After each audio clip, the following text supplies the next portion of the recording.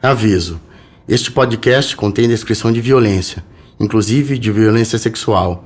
Recomenda-se cautela aos ouvintes mais sensíveis e, obviamente, recomenda-se que não seja ouvido na presença de crianças. Primeiro episódio: A prisão.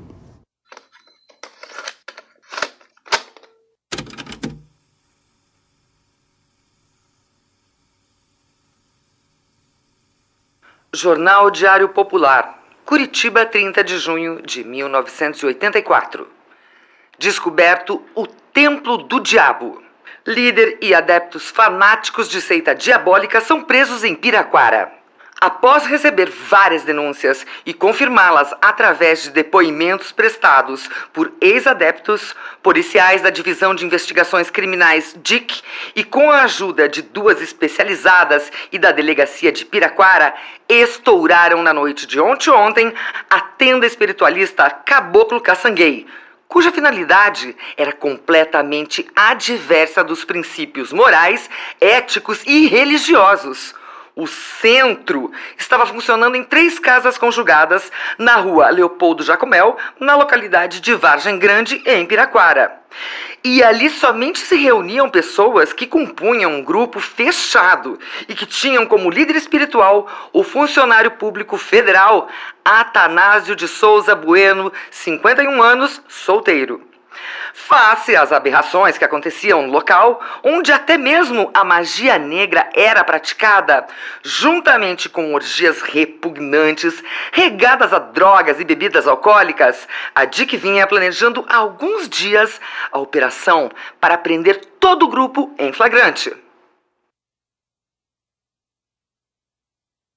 Era uma quinta-feira, 28 de junho de 1984, quando policiais invadiram uma pequena casa onde se encontrava um grupo de 11 pessoas.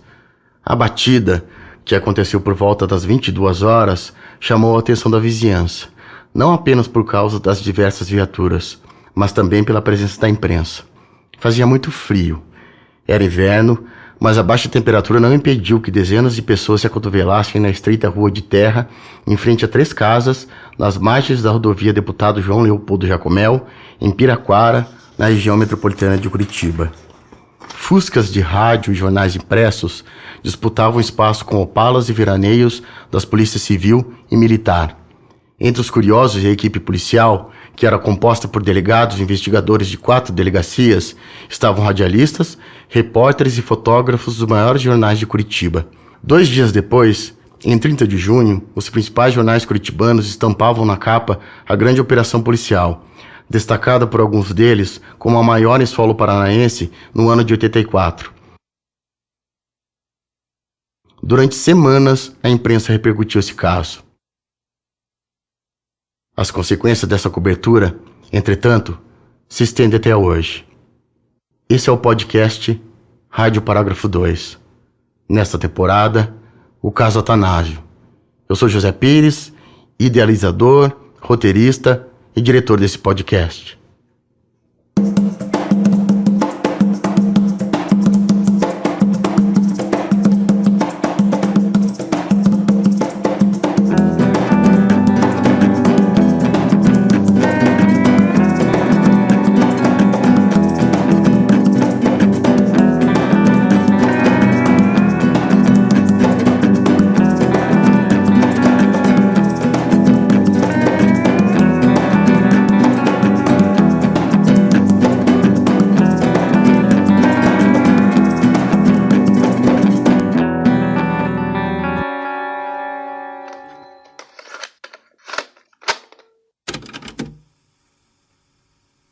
Gazeta do Povo.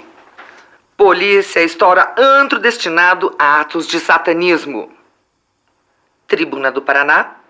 Diabo comandava a orgia. O Estado do Paraná. Denúncia leva a polícia a estourar centro de orgias sexuais. Diário Popular. Sacanagem do diabo. Figurões, garotas e crianças participavam de bacanal com fumo. Essas manchetes estampavam a capa dos principais jornais de Curitiba no sábado, 30 de junho de 1984. E você as ouviu na voz da Margot Brasil. A prisão de Atanásio foi uma das maiores operações policiais do Paraná em 1984. Foram 4 delegacias envolvidas: a DIC, Divisão de Investigações Criminais, a Delegacia de Costumes, a Delegacia de Vigilância e Capturas e a Delegacia de Piraquara. 4 delegacias para prender um sacerdote desarmado. Os principais jornais impressos da cidade estavam lá, e a maioria das rádios. A operação foi comandada pelo então delegado adjunto Vicente Gonçalves do Amaral, da DIC, e junto dele estavam os delegados Sidney Michelizzi, da Delegacia de Vigilância e Capturas, e Thompson e Macedo. Eu sou o Rafa Pires de Melo, idealizador, roteirista e diretor desse podcast.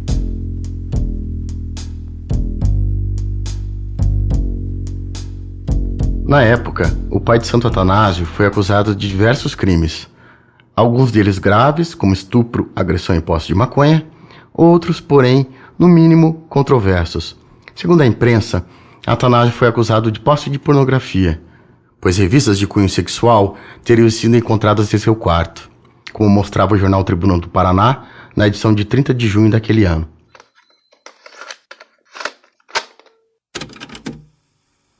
Jornal Tribuna do Paraná, 30 de junho de 1984. Valia de tudo na seita do demônio. Na diligência policial, constatou-se que quase todos os jovens estavam sob efeito de tóxicos. Eles receberam naturalmente a investida policial. A polícia fez uma revista geral depois de prender Atanásio. Na residência de Atanásio foram encontrados meio quilo de maconha, usada nas sessões pelos frequentadores, fazendo com que obedecessem tudo o que a entidade mandava. Além da maconha, havia farta literatura pornográfica, além de vibradores e outros objetos usados nos clientes durante os atos sexuais. Quase todos os dias aconteciam orgias sexuais. Atanásio reunia os clientes reservados, fazendo sacrifício de animais em frente a homens e mulheres. Ali podia de tudo, menos homem com homem.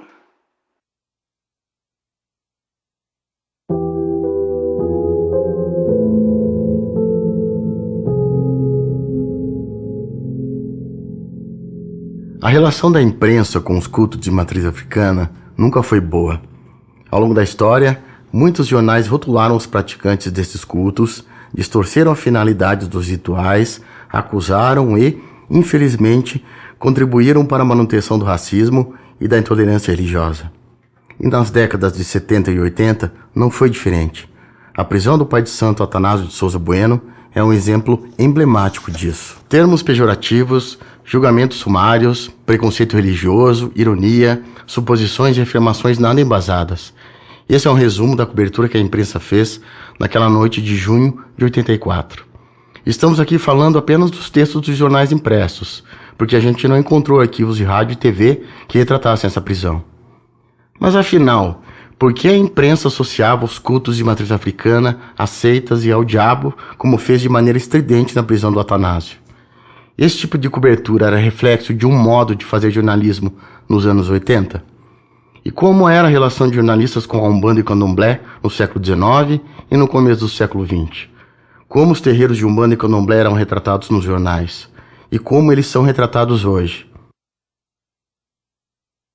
São essas e outras perguntas que esse podcast vai tentar responder ao longo de 5 episódios. E para isso, a gente fez um levantamento histórico em diversos jornais, ouviu repórteres de época, ouviu personagens que vivenciaram essa história, pesquisadores de comunicação e também praticantes de cultos de matriz africana. O caso Atanásio pretende ser o fio condutor de uma discussão sobre a relação histórica da imprensa com os cultos de matriz africana. E também da relação que outros setores da sociedade, como a política e a polícia, tinham com a Umbanda e o Candomblé. A gente vai falar principalmente de Curitiba e região, mas também vai trazer exemplos de outros estados.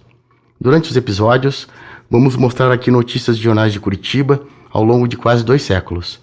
Textos como o que foi publicado na edição de setembro de 1931 no jornal O Diário da Tarde e que traz uma suposta matéria investigativa sobre macumba e feitiçaria na católica capital do Paraná. Com o título "O mal de todos os tempos aumenta assustadoramente", A reportagem destaca que Curitiba estaria infestada de macumbeiros e que, como acontecia no Rio de Janeiro, as autoridades deveriam aumentar a repressão sobre os cultos, já que muitas famílias curitibanas estariam sofrendo as mazelas provocadas pela mandracaria. Aqui é uma alusão ao mágico Mandrake, um personagem de histórias de quadrinho no começo do século XX. A gente vai trazer também uma matéria do mesmo Diário da Tarde, desta vez da edição de 3 de janeiro de 1934, que dava destaque à perseguição do que o jornal classificava como macumbeira. Uma mulher chamada Anhate Bússia era acusada de fazer uma pobre senhora, por meio da feitiçaria, a sofrer males inacreditáveis como vomitar cabelos, peles de sapo e outros detritos. Além disso, nestes 5 episódios, no formato storytelling, o podcast vai tentar descobrir quem de fato era Atanásio fora das crônicas do jornalismo policial. Que prejuízos a prisão e a sua repercussão tiveram na vida dele e na da sua família. Ele era realmente o pervertido, o explorador, como retrataram os jornais na época?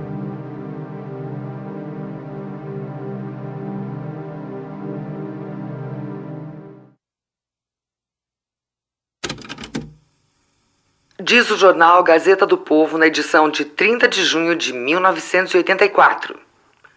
Descoberto o Templo do Diabo. Líderes e adeptos fanáticos da seita diabólica são presos em Piraquara. Às 22 horas, ao término da sessão principal no centro, policiais da DIC, Costumes e Vigilância e Captura, além dos de Piraquara, sob o comando dos delegados Vicente do Amaral, Sidney Michalizen, Thompson e Macedo, cercaram 3 casas e iniciaram a batida. A operação foi rápida, sem nenhum incidente. Não houve necessidade de emprego de violência, já que as 11 pessoas que se encontravam nas casas demonstravam estar abaladas psicologicamente e impossibilitadas de oferecer resistência.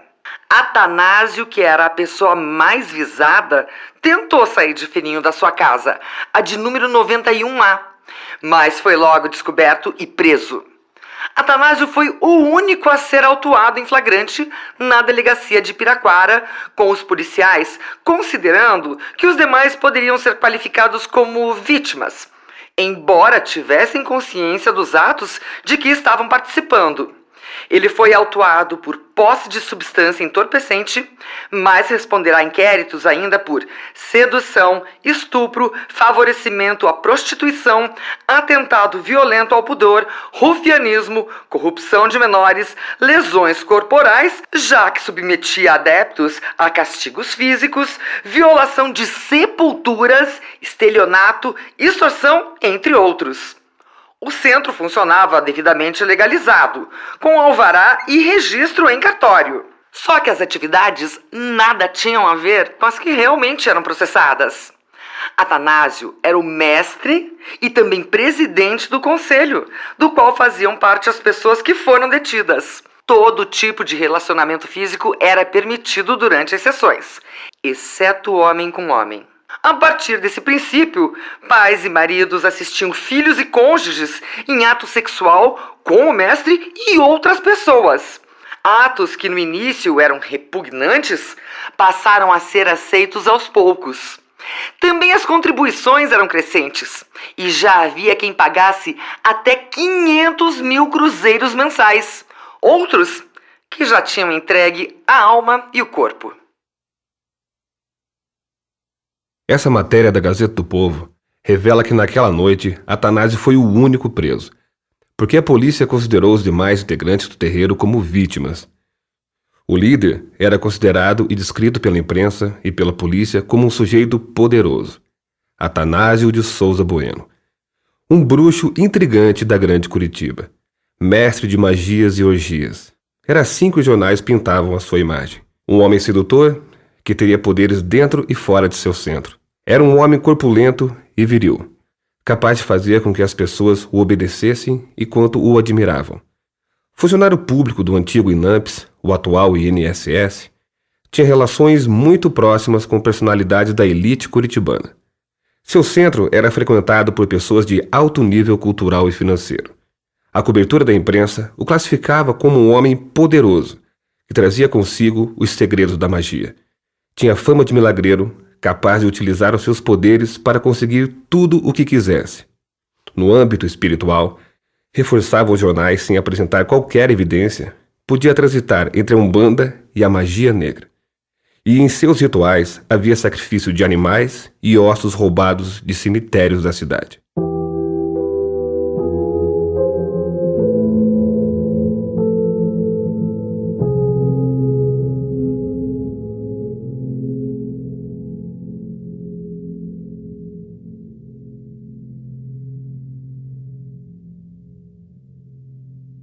Você deve ter notado que as reportagens lidas pela Margot até agora são muito parecidas. Até parece o mesmo texto. O título, inclusive, é o mesmo no Diário Popular e na Gazeta do Povo. Descoberto o Templo do Diabo. E isso tem uma explicação que revela um pouco do jornalismo policial daquela época. O mesmo repórter trabalhava em jornais diferentes. Nesse caso específico, o jornalista era contratado da Gazeta do Povo e vendia o conteúdo para o Diário Popular. Era uma espécie de freela. Assim, de um jornal para o outro, o texto mudava muito pouco.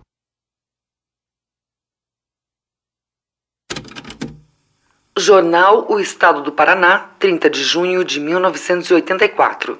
Centro de orgias sexuais. Sexo grupal, lesbianismo, estupros, incesto.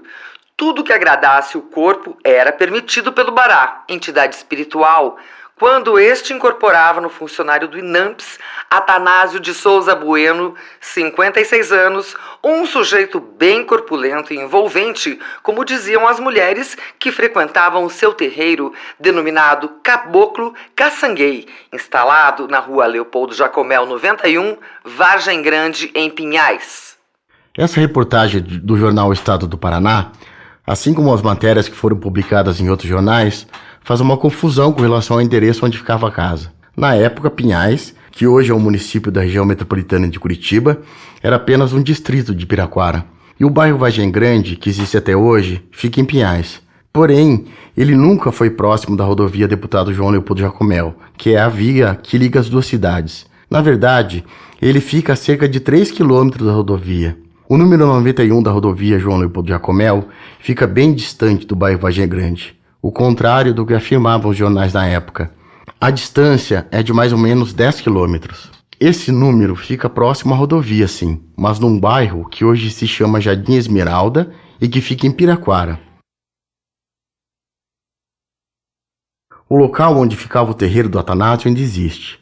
Hoje, o imóvel pertence à família do Cleverson Antunes e a gente foi lá para checar, para se certificar de que o terreiro ficava lá mesmo. O Cleverson e o seu pai, o Vanderlei, nos receberam e contaram que compraram o imóvel em 1992. Pouco depois, eles ficaram sabendo que anos antes, um terreiro de Umbanda funcionava lá. Vocês compraram aqui, o Cleverson falou, em 92, né? Foi. Eu comecei comprando um pedaço, comprei 50 metros de frente aqui. Onde tinha essa casa aqui, ela não estava terminada, só tinha as paredes, não tinha forro, não tinha piso, não tinha esquadrilha, não tinha nada.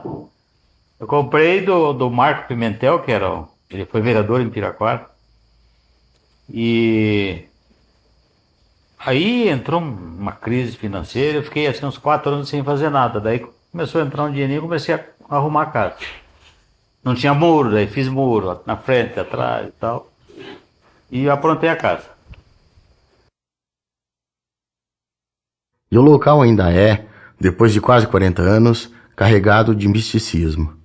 Eu e o Rafa visitamos a casa do Cleverson há alguns meses. Chovia e fazia muito frio naquela noite.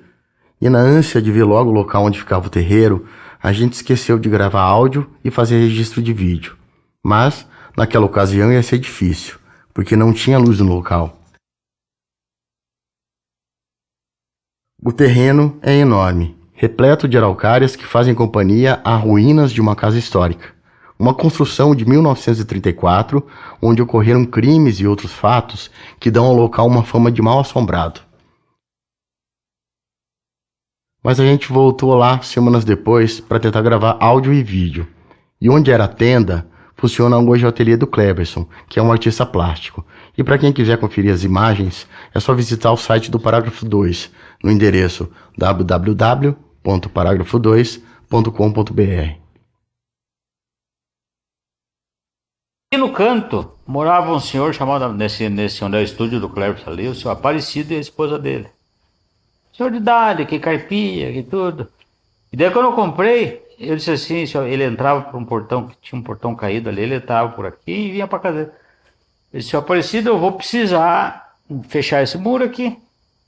Agora eu comprei mesmo, daí fica ruim para entrar por lá, mas tem a mais a metade do terreno aí. Falei com a Ruth, então ela te autoriza a entrar por lá. E esse muro grandão já tinha nessa época? Não tinha. Foi Não tinha nada. Eu que fiz. Era só um mato aqui, uma barroca. Assim. Daí ele disse, não, aí resolvemos, fechei o portão, aí o Aparecido se mudou, eles arrumaram uma casa para ele, se mudou, ele morou muitos anos aqui com a Ruth, o Solon Pimentel, que era o marido da Ruth, né? Daí ele disse para mim assim, o senhor Aparecido foi embora, daí eles alugaram para um casal, um senhor que construía por aí. Antes dele sair, o senhor Aparecido me levou ali. Eu fui lá para acertar que ele ia começar a entrar por lá, para ver chave e tal. Se precisava fazer uma cópia, eu faço para você, do portão lá. Daí ele me mostrou ali, ele disse, olha, isso aqui eu nem mexi. No canto da casinha tinha um altar ali. Tem um sinal no chão ainda, tinha ali uma edículazinha, né? É uma meia água, de 3,5 por uns 8 ali, né? Não sei o tamanho certo. Daí, você entrava aqui na porta, daí, depois nós vamos lá para mostrar para você. No canto lá tinha um triângulo assim, que saía quase encostou uns 2 metros da parede para cá, fazia assim, ia nos dois cantos lá. E tinha um altar ali, feito de tijolo, e tinha umas toalhas em cima, e com santo, com algumas coisas ali, umas medalhas e tal. Eu não olhei e disse, olha, isso aqui eu não gosto nem de mexer, que eu não gosto de mexer com isso aí. Ele foi morar ali e o altar ficou do mesmo jeito. Continuou lá. E um altar que era foto, né? Como é que o cara morava lá e deixou? Ele eu não me lembro o nome, não, era um casal gente fina. E eu também não dei bola, ele mostrou, eu deixei. Aí depois que ele mudou, desmontaram. O Cleverson e o seu Vanderlei contaram que um terreiro de Umbanda funcionava lá, mas eles ainda não moravam no local. E a gente não encontrou nenhum vizinho que morasse naquela época e pudesse confirmar que o local foi o palco da mega operação policial de 1984.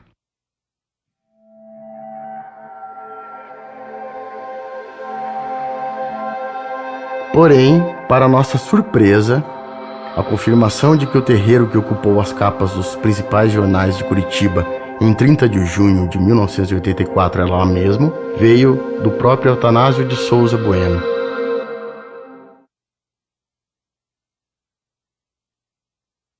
E nesse interstício, um dia eu estava aqui, trabalhando, parou um cara ali, bateu palma, fui lá abrir o portão. Então, bom, vizinho, o senhor é o dono daqui? Sim, o senhor comprou? Eu tive um terreiro muitos anos aqui, ele falou. E era o próprio Euthanásio.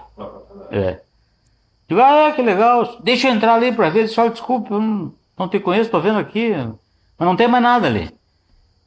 Não, mas eu só queria entrar ali no lugar, que esse lugar aqui é especial, falou algumas coisas assim, de energia, não lembro dele, ele falou, comentou comigo. Eu fiquei não sei quantos anos aqui num terreiro, tinha um terreiro. Aí ele entrou por aqui e abriu o portão aqui, ele só olhou assim. Puxa, tá, marejou os olhos assim, olhou pro ambiente ali que tava fechado, a janela fechada. Tudo. O senhor não me aluga? Não quer me alugar? Eu disse, olha, infelizmente não, que eu vou desmontar tudo isso aqui e tal. Ele tentou voltar pra cá. Não, ele queria voltar, me aluga, veja aí quanto é que o senhor quer. Só me interessa esse cantinho aqui, ele falou. Daí eu não aluguei, porque eu não tinha intenção de alugar mesmo. E quando o Cleber falou, eu digo, mas ele falou comigo, pessoalmente, veio aqui. O senhor lembra mais ou menos que ano que ele veio aqui? Década de 90, metade, talvez? Mas comprou em 92, né? 92. O primeiro pedaço foi a primeira escritura que eu tenho. 2002 foi que a gente comprou o terrenal daí, né? 2000. 2000 eu comprei o resto. Mas foi 90 e... Quer ver? Eu já vou dizer para vocês. Eu vim para Piraquara em 89. 91 eu comprei isso aqui. Eu acho que deve ter sido lá por 95, por aí 96, uns 2, 3 anos depois que ele veio aqui.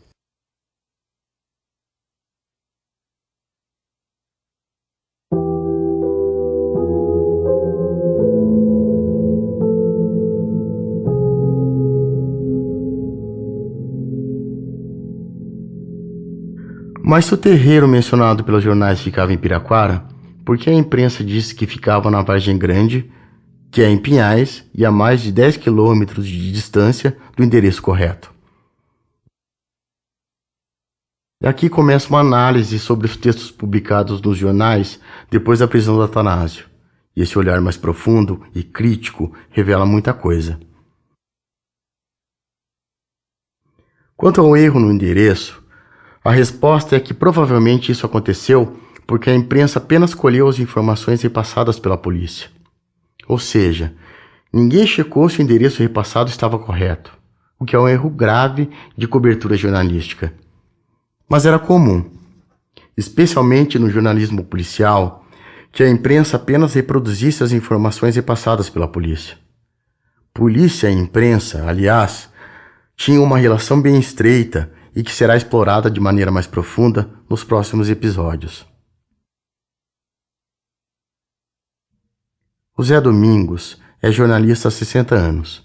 Ele começou a trabalhar em rádio com 16 anos de idade, lá no interior do Paraná.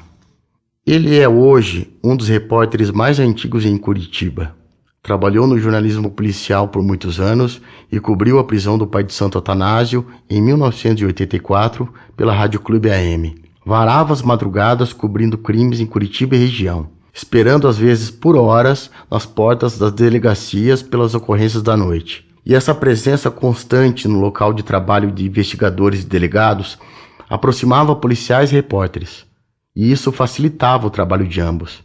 O Zé Domingos, inclusive, colaborava com o trabalho da polícia, muitas vezes como se fizesse parte dela, o que é uma atitude considerada hoje muito pouco profissional.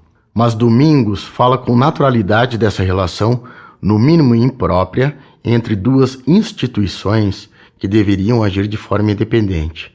Suas declarações mostram uma imprensa pouco isenta e uma polícia despreparada, inclusive em termos de falta de equipamentos como viaturas. Muitas vezes eu dava dica para a polícia. Olha, vão no fulano que ele sabe mais do que ele está dizendo. E tal, eu dava dica, ajudava a polícia. A imprensa ajudava a polícia naquela época. Nós chegávamos antes, a polícia tinha problema de viatura, às vezes demorava. Ia primeiro, aquele tempo ainda era guarda civil, depois que entrou a polícia militar no atendimento das ocorrências locais. Então, a imprensa, eram poucos repórteres que iam no local. Eu fui um dos primeiros a começar a fazer local. E a colaboração realmente era mútua. O trecho de reportagem da Gazeta do Povo de 30 de junho de 1984 destacava que, abre aspas, a DIC vinha planejando há alguns dias a operação para prender todo o grupo em flagrante. Para que nenhuma informação vazasse, o delegado adjunto do órgão, Vicente Gonçalves do Amaral, fez um pacto de cavalheiros com repórteres da área policial.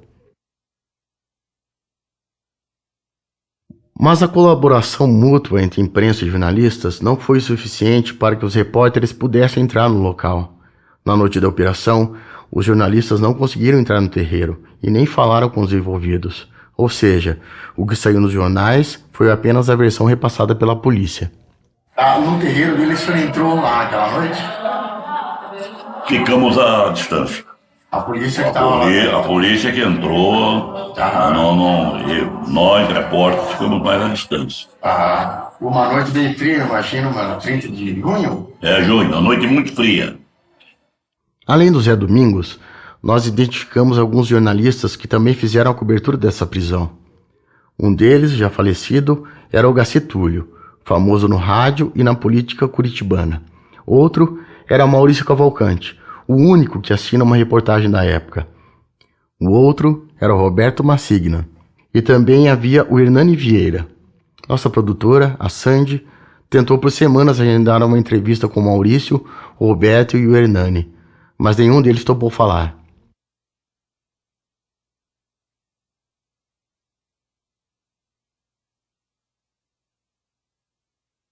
Alguns crimes dos quais Atanásio foi acusado eram alvo de uma delegacia específica, que era uma criação da ditadura militar.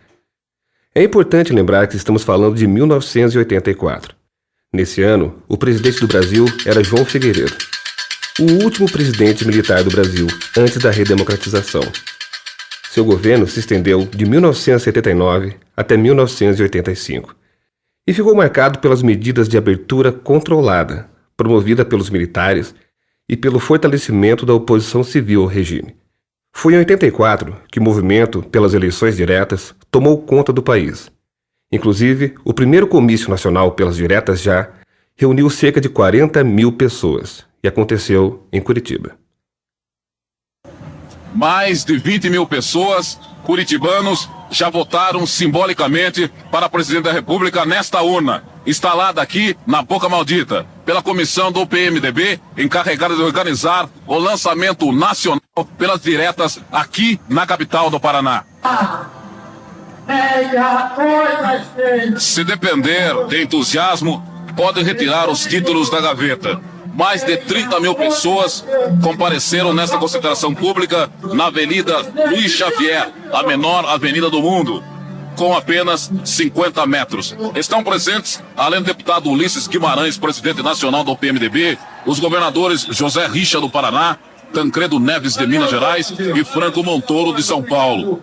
Segundo o senador Álvaro Dias, presidente do PMDB paranaense, o ato público contará também com as presenças de deputados federais e estaduais, prefeitos e vereadores, presidentes de diretórios municipais, políticos de outros partidos e dirigentes de cerca de 60 mil entidades de classe.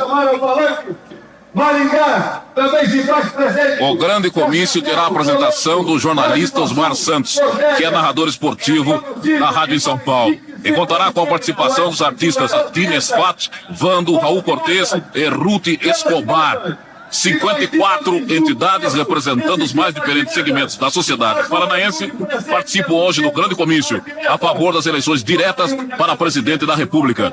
Essas entidades lançaram uma conclamação onde afirmam que votar para presidente da República é um direito de todos os cidadãos. A cidade de Maringá e Marialva, universidade. Participam também, além do PMDB, o PT, o PDT, a Ordem dos Advogados do Brasil, Seção do Paraná, Comissão de Justiça e Paz do Paraná, Federação dos Trabalhadores, Associações de Classe, Diretório Estudantis e Comitê Geral dos Desempregados.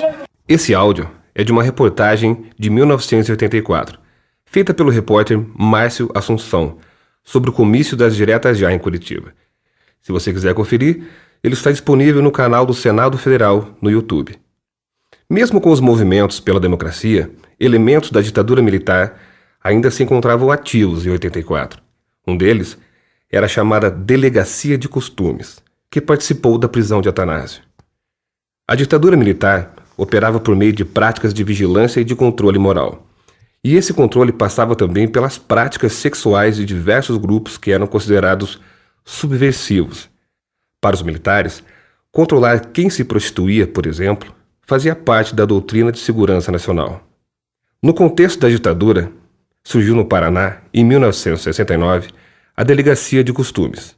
E entre 69 e 76, 54.154 mulheres e travestis foram detidas pela Delegacia de Costumes pela prática do trotuar malicioso em Curitiba.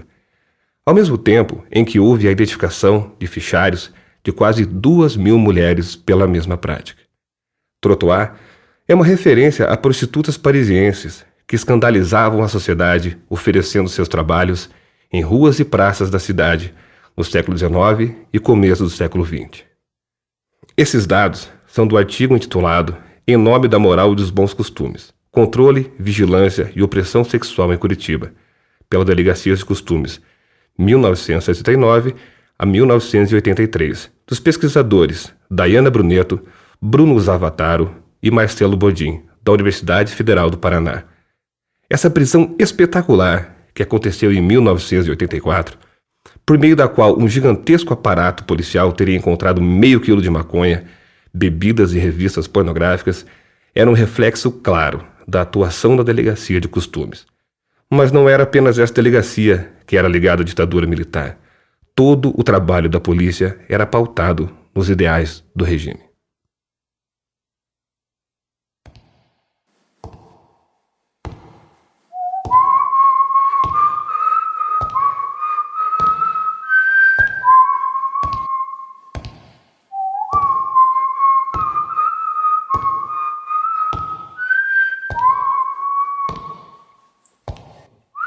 No próximo episódio do caso Atanásio... Não era um prato cheio, era um banquete, era uma coisa explosiva, porque reunia prisão, sexo, religião, no caso uma religião de matriz africana, né, que era a Umbanda, orgia sexual, droga, quer dizer, aquilo era um banquete para qualquer repórter da área policial e realmente era uma coisa que atraía muita atenção. E por que atraía muita atenção? Porque o leitor gostava e gosta até hoje, sabe? Colocou sexo e religião na mesma frase, atiça a mente de todo mundo. As pessoas gostam disso, elas saboreiam, elas compram essas histórias.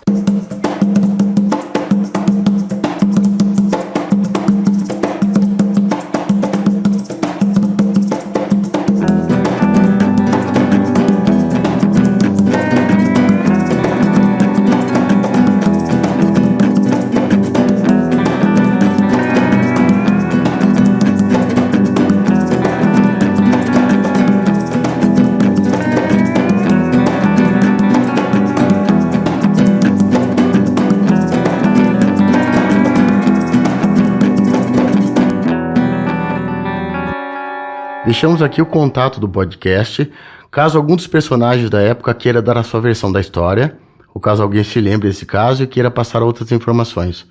O contato é o e-mail casoatanasio@gmail.com e o Atanásio é com H. O Caso Atanásio é uma produção do Parágrafo 2 com o apoio da Meta e do ICFJ. A pesquisa, o roteiro, a direção e a apresentação são do José Pires e do Rafa Pires de Mello. A locução de textos é da Margo Brasil, a produção desse podcast é da Sandy Lília da Silva, a gravação, mixagem e edição é do Estúdio RG, a identidade visual e redes sociais é da Eight Design, a ilustração do podcast é do Idovino Cassol, da equipe Bugio, a trilha sonora é do Patrick Matheus e do Rafa Pires de Mello. O Parágrafo 2 é um site de jornalismo independente, que existe desde 2015. No site, você encontra bastidores da prisão do Atanásio, além de reportagens sobre cultos de matriz africana, produzidas pela Bruna Pellegrini e por mim, José Pires. Acesse www.paragrafo2.com.br. Eu te convido para seguir as redes sociais do Parágrafo 2, porque lá você encontra mais conteúdo sobre o podcast, como os vídeos do local que falamos anteriormente. E peço também para que você siga e avalie o podcast na sua plataforma de streaming de áudio favorita. Obrigado e até o